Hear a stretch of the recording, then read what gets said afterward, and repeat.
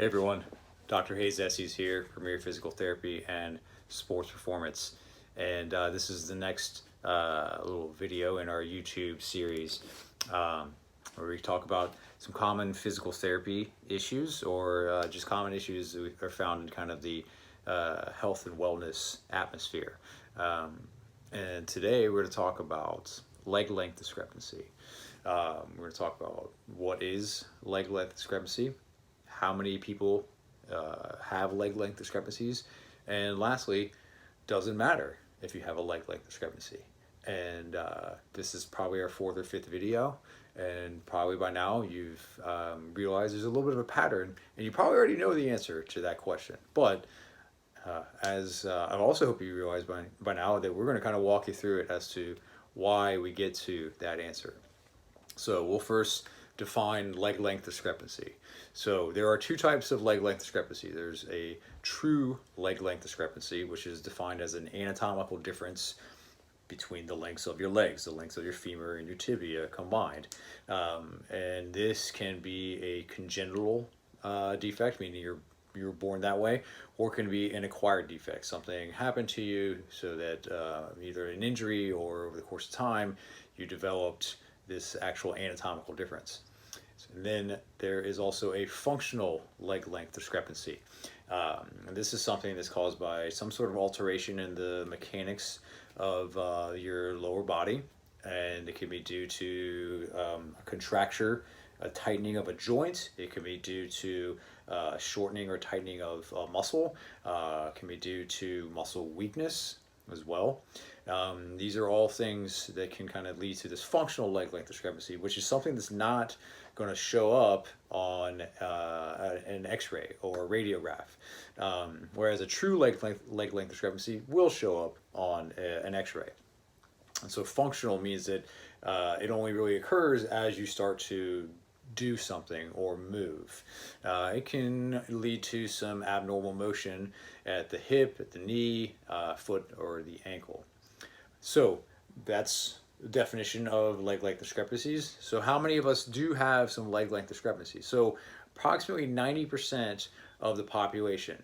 90%. So that's a pretty big number out there of us, those of us who have leg length discrepancies. But that leg length discrepancy can be as small as 5 millimeters.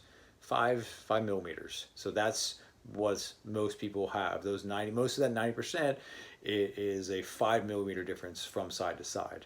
So if you look at maybe your pinky, about half of that, half of the width of your pinky, maybe, depending on how large or smaller person you are, that is the difference in length from side to side. So how do we actually measure leg length discrepancies? So there's a gold standard.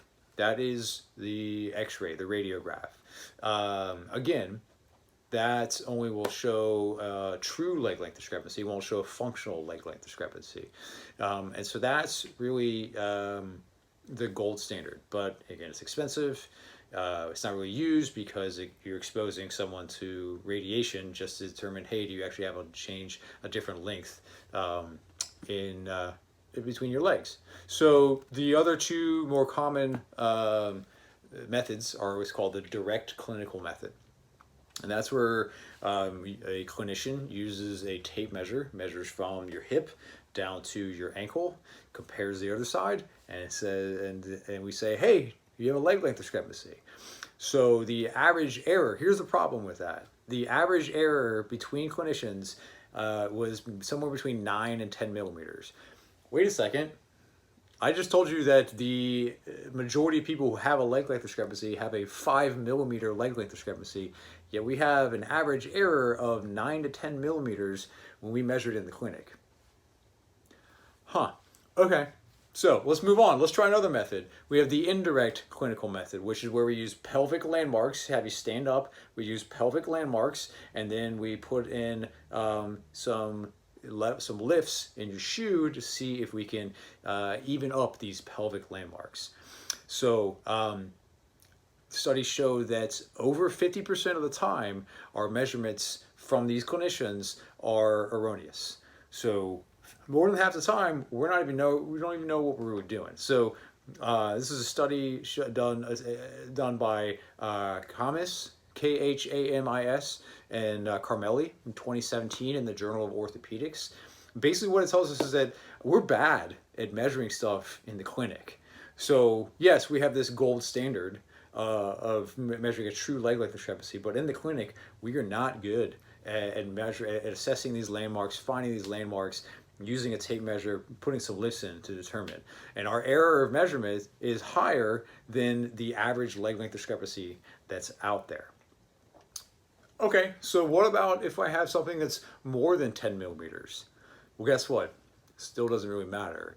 The only time we actually see changes, alterations in mechanics, in terms of how you move, how you walk, in terms of pelvic torsion, is when we get up into about the 20 to 25 millimeter range. So we're talking about 3/4 of an inch to about an inch. That's when you potentially can have some alterations in how you walk. Well, guess what? So probably people are thinking, oh, well, yeah, all right, I'm going to change the way I walk, and over the course of time, I'm going to get arthritis. I'm going to get back pain. Okay, so they have done more studies looking at these leg length discrepancies of 20, 25 millimeters and comparing them to the average population in terms of low back pain. There's no difference. There's no difference between somebody who's got a 3/4 of an inch or 1 inch leg length discrepancy and somebody who doesn't have it. And the average population and the percentages are the same across the board with that. So because you have a leg length discrepancy that is causing a visible gait abnormality does not mean you have a higher chance of having low back pain than the average population. They also looked at amputees, transfemoral amputees who have significant leg length discrepancies, even when the prosthetic, obviously when the prosthetic is put into place. And same thing, these patients do not have any higher percentage of low back pain than the average population. So we cannot say with any sort of certainty that the leg length discrepancy is causing the low back pain. So what if your pelvis is out of alignment? Clinically speaking, doesn't mean anything.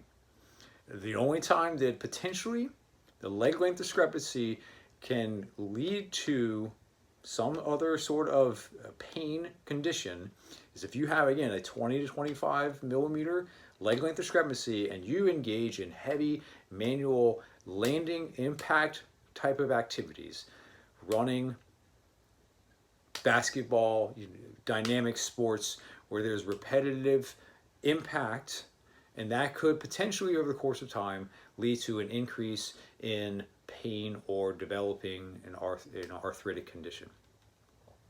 So let's kind of wrap this up. Leg length discrepancy, 90% of us have it, but it's about 5 millimeters.